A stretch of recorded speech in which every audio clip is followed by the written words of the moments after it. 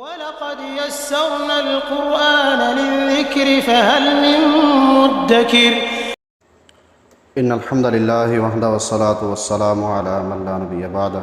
سورۃ الانعام آیت نمبر 2۔ اعوذ باللہ السمیع العلیم من الشیطان الرجیم۔ هو الذی، وہی ہے کہ جس نے خلقکم، تمہیں پیدا کیا، من طین، مٹی سے، ثم قضی، پھر اس نے مقرر کی، اجلاً، ایک مدت، واجل، اور ایک اور مدت، مسمن، مقرر ہے، عندہ، اس کے پاس، ثم انتم تمترون، پھر بھی تم شک کرتے ہو۔ اس آیت میں اللہ تبارک و تعالی نے دوسری دلیل دی ہے اپنے الہ ہونے کی، معبود ہونے کی، توحید الوہیت پر۔ پچھلی آیت میں اللہ تبارک و تعالی نے اپنے آپ کو معبود ثابت کرنے کے لیے، الہ ثابت کرنے کے لیے، توحید الوہیت کے اس بات کے لیے یہ بیان کیا کہ ہر قسم کی تعریف اسی کے لائق ہے کہ جس نے آسمان و زمین کو بنایا اور اندھیرا اور روشنی بنائی۔ تو یہ بہت بڑی حقیقت ہے۔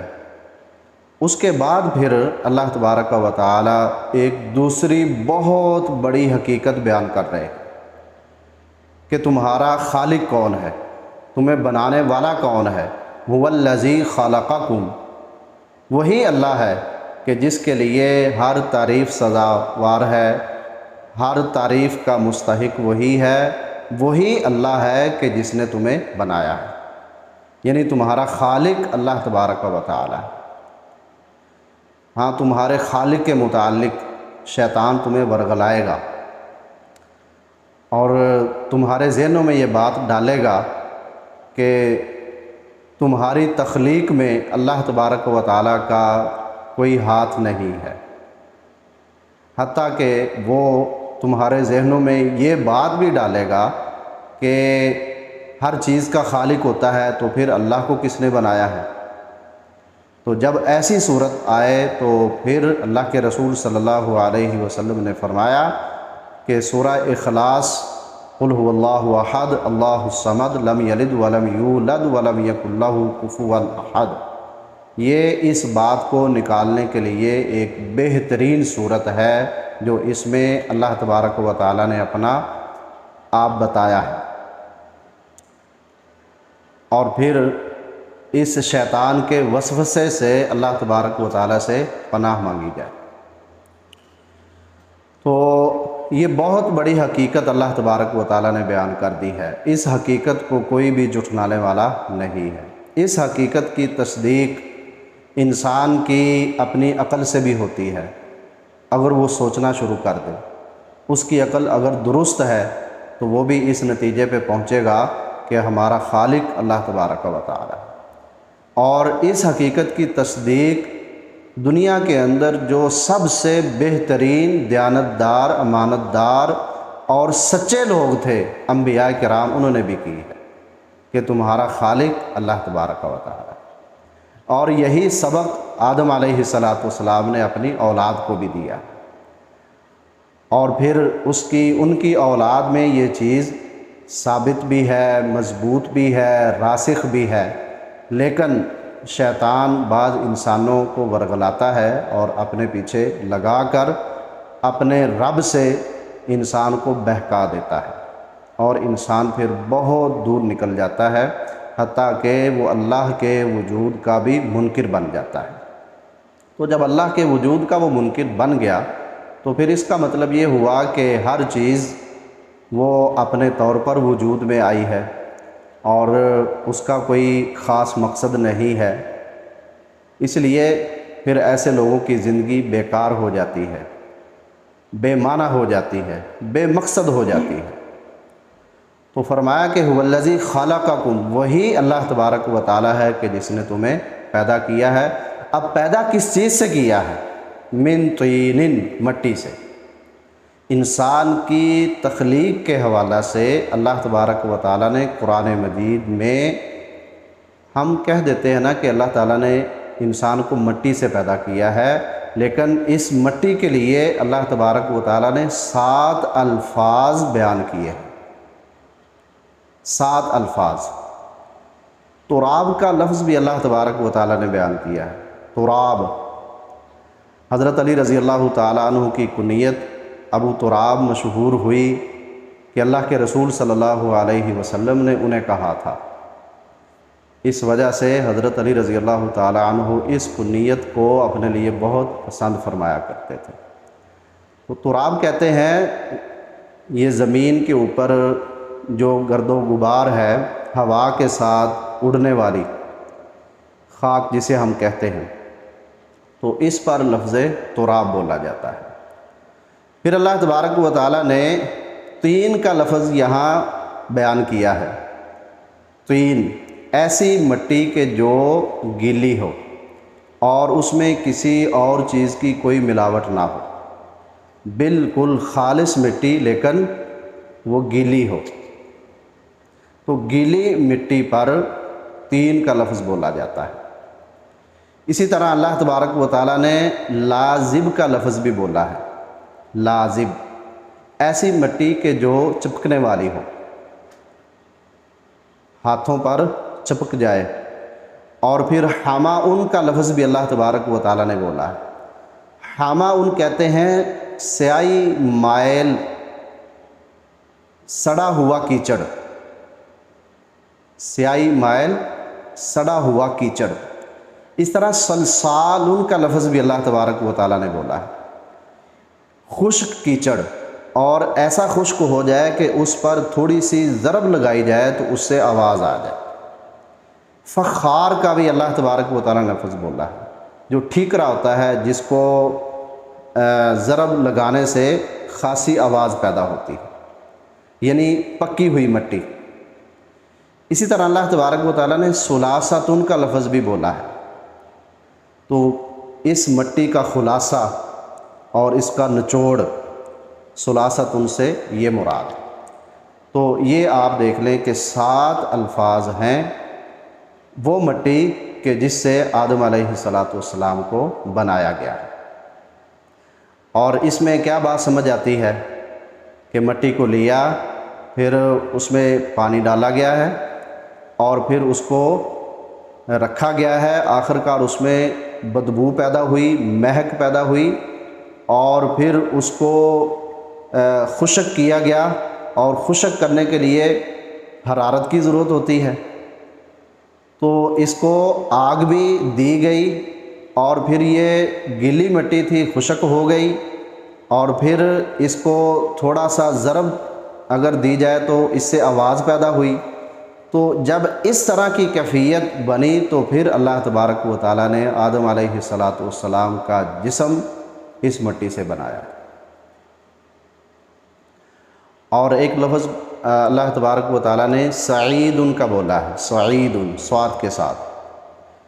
تو یہ اس وقت بولا کہ جب تیمم کی ضرورت ہو نا، فتیمموا صعیدا طیبا۔ صعید اس مٹی کو کہتے ہیں کہ جو ہوا کے ساتھ نہ اڑے، یعنی وہ گرد و غبار یا خاک نہیں ہے، بلکہ زمین کی اوپر کی سطح پر جو مٹی ہے، زمین کے ساتھ چپٹی رہتی ہے، اسے صعید کہا جاتا ہے، اور اسی مٹی کے ساتھ ہی تیمم کیا جائے گا۔ اس طرح ایک مٹی کے لیے اللہ تبارک و تعالیٰ نے لفظ ثرا بھی بولا ہے، سا کے ساتھ۔ تو زمین کا بالکل انتہائی گہرائی والا حصہ جو ہے اسے ثرا کہا جاتا ہے۔ وہ اللہ تبارک و تعالیٰ نے اپنے علم کے لحاظ سے کہا ہے کہ زمین کی گہرائی میں بھی جو موجود ہے اللہ کے علم میں وہ شامل ہے۔ اور اس کے بعد پھر اللہ تبارک و تعالیٰ نے آدم علیہ السلام سے آگے سلسلہ انسان کا چلایا ہے۔ اب دیکھیں کہ مٹی دنیا میں سب سے سستی چیز ہے اور ایک بے جان چیز ہے، لیکن اللہ کی تخلیق پر غور تو کریں کہ اس انسان کو، جس میں اتنی قابلیتیں ہیں، اتنی صلاحیتیں ہیں اور اتنے کارنامے اس نے سر انجام دے دیے، کہ اس کو کس سے بنایا؟ مٹی سے بنا دیا۔ انسان نے بھی کچھ حرکت کرنے والی چیزیں بنائی تو ہیں، لیکن اس میں قوت پیدا کی ہے، اس میں جان پیدا نہیں کی۔ اللہ تبارک و تعالیٰ نے اس انسان میں جان رکھی ہے اور اس کو اپنے آپ پر اختیار بھی دیا ہوا ہے۔ اس کی حرکت جو ہوتی ہے وہ اپنی مرضی سے ہوتی ہے، اور انسان جو چیز بناتا ہے اس کی حرکت انسان کی مرضی سے ہوتی ہے۔ وہ اپنے ارادے میں اختیار نہیں رکھتی، جبکہ انسان اپنے آپ میں مکمل با اختیار ہے۔ یہ اللہ تبارک و تعالیٰ کی تخلیق ہے، اور جب انسان اس پہ غور کرتا ہے تو اللہ تبارک و تعالیٰ کی قدرت کاملہ اور اس کی ہر لحاظ سے قوت اور اللہ تبارک و تعالیٰ کا قادر مطلق ہونا، وہ بات سمجھ میں آ جاتی ہے۔ اور پھر ساتھ یہ بھی بیان کیا ثم قضا اجلا، پھر اس نے تمہارا موت کا وقت بھی مقرر کر دیا ہے۔ جب انسان ماں کے پیٹ میں ہوتا ہے تو اللہ تبارک و تعالیٰ فرشتہ بھیجتا ہے، اور ایک معین وقت جب اس کا پورا ہوتا ہے تو اس میں روح ڈال دی جاتی ہے، اور اسی وقت ہی اس کی موت کے متعلق فیصلہ جو اللہ نے کیا ہوتا ہے وہ بھی فرشتے کے ہاتھ میں دے دیا جاتا ہے۔ اس کے رزق کے حوالہ سے جو بات اللہ تبارک و تعالیٰ نے لکھ دی ہوتی ہے وہ بھی یہاں آ کر اس کو بتا دی جاتی ہے۔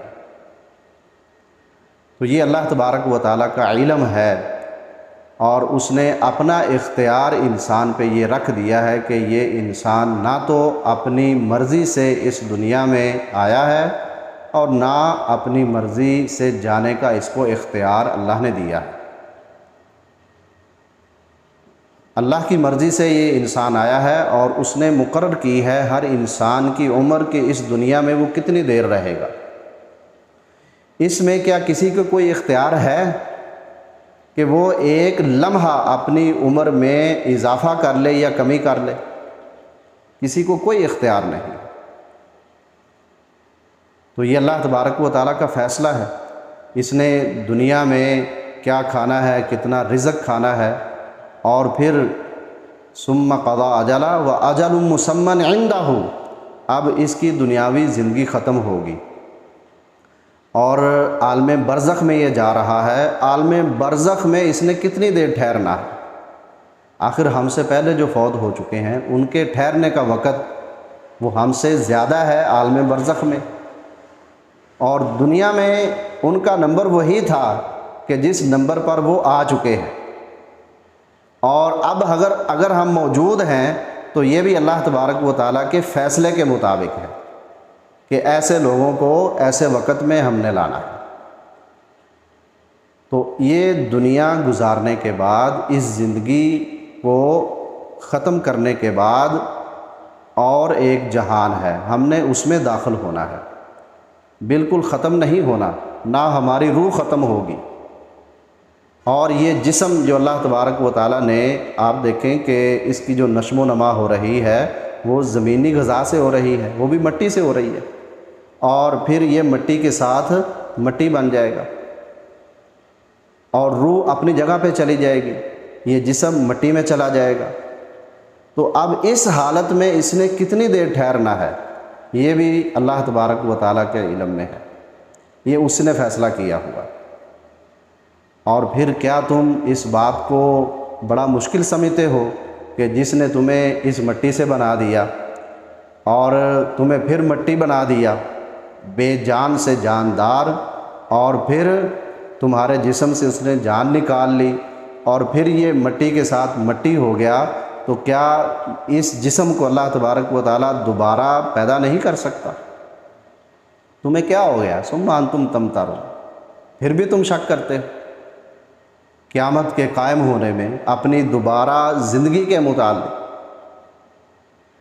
جب اللہ تبارک و تعالیٰ نے تمہارا یہ نظام اتنا شروع سے لے کر اینڈ تک بتا دیا ہے کیف تکفرون باللہ وکنتم امواتا ثم احیاکم ثم یمیتکم ثم یحییکم ثم الیہ ترجعون، تم اللہ کا کیسے انکار کر سکتے ہو جب کہ تم مردہ تھے، تمہارا وجود ہی نہیں تھا، اللہ نے تمہیں زندہ کیا اور پھر اللہ تمہیں مارے گا اور پھر اللہ تمہیں زندہ کرے گا اور پھر قیامت کے دن اسی کی طرف لوٹائے جاؤ۔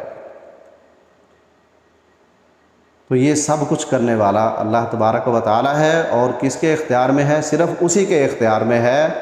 تو تمہارا پھر معبود کون ہوا؟ تم اپنے جیسے انسانوں کو دیکھتے ہو کہ وہ بھی پیدا ہوئے ہیں، ان کی تخلیق مٹی سے ہوئی ہے، جس نظام سے تم آئے ہو اسی نظام سے وہ آئے ہیں۔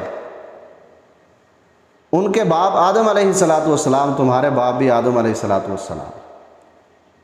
اور یہ رتبہ عبادت کا کہ کس کی عبادت کی جائے، اللہ نے کسی انسان کو دیا ہی نہیں ہے کہ وہ کسی انسان کی عبادت کرے، یہ اللہ تبارک و تعالیٰ نے حق اپنے پاس رکھا ہے۔ تو اس لحاظ سے تم سب برابر ہو۔ تمہیں اللہ یا ایھا الناس انا خلقناکم من تراب من ذکر و انثی وجعلناکم شعوبا وقبائل لتعارفوا ان اکرمکم عند اللہ اتقاکم۔ اے دنیا جہان کے تمام لوگوں، تمہیں میں نے پیدا کیا ہے ایک مذکر اور مؤنث سے، اس میں سب برابر ہیں کہ نہیں؟ سب برابر ہے۔ وجعلناکم شعوبا وقبائل لتعارفوا، تمہارے کنبے قبیلے بنائے تاکہ تمہارا آپس میں تعارف رہے۔ ان اکرمکم عند اللہ اتقاکم، لیکن اللہ کے ہاں سب سے باعزت وہ ہے جو تم میں سے سب سے زیادہ متقی اور پرہیزگار۔ اللہ تبارک و تعالیٰ کے ہاں معیار یہ ہے کہ اللہ کو پہچانا جائے، اپنا خالق مالک رازق اللہ تبارک و تعالیٰ کو پہچان کر، اور عبادت پھر اسی کے لیے خاص کر دی جائے۔ یہ توحید ربوبیت ہے، لیکن توحید ربوبیت کو بیان کر کے اللہ تبارک و تعالیٰ نے توحید الوہیت کو ثابت کیا ہے۔ اللہ کا کسی چیز کو بنانا، انسان کو بنانا، کسی بھی چیز کو بنانا، یہ ربوبیت میں آتا ہے۔ اور پھر اللہ تبارک و تعالیٰ پوچھتا ہے تمہیں کس نے بنایا ہے، اور انسان کہتے ہیں کہ ہمیں اللہ نے بنایا ہے۔ پھر اللہ تعالیٰ کہتا ہے کہ تم اپنے جیسے انسانوں کی عبادت کیوں کرتے ہو؟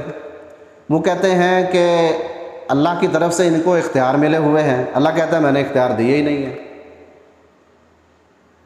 اور پھر جو کہتے ہیں کہ اللہ نے اختیار دیے ہوئے ہیں، اللہ کہتا ہے کہ تم اللہ پہ جھوٹ بولتے ہو۔ تو یہ سب سے بری اور جھوٹی بات ہے کہ جس بات کی نفی اللہ تعالیٰ کر رہے ہیں، لوگ اس بات کو لے کر چلتے پھریں اور لوگوں کی طرف منسوب کرتے پھریں کہ ان کے پاس اختیار ہے اور یہ سب کچھ کرنے دھرنے والے۔ ثم انتم تمترون، یہ سب کچھ کرنے والا اللہ تعالیٰ ہے، تو پھر دوبارہ اٹھائے جانے میں یا قیامت کے قائم ہونے میں تم شک کیوں کرتے؟ اللہ تبارک و تعالیٰ ہمیں ہدایت اور اس کے مطابق عمل کی توفیق عنایت فرمائے۔ وما علیہ الا البلاغ۔